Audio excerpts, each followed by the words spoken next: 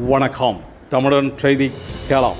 August 15 மதுவிடமிருந்து விடுதலை கோரி கிராம சபை கூட்டங்களில் தீர்மானம் நிறைவேற்ற பாமக தலைவர் மருத்துவர் அன்புமணி ராமதாஸ் வலியுறுத்தல்.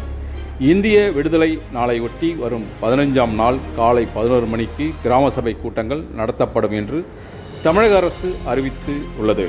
கிராம சபை கூட்டங்கள் தான் அப்பாவி மக்கள் தங்களின் கோரிக்கைகளையும் எண்ணங்களையும் அரசுக்கு தெரிவிப்பதற்கான ஊடகம். அந்த வாய்ப்பை அனைவரும் பயன்படுத்தி கொள்ள வேண்டும். கொள்ளையர்களிடமிருந்து நாம் விடுதலை பெற்று விட்டாலும் மது அரக்கனிடமிருந்து இன்னும் விடுதலை பெறவில்லை.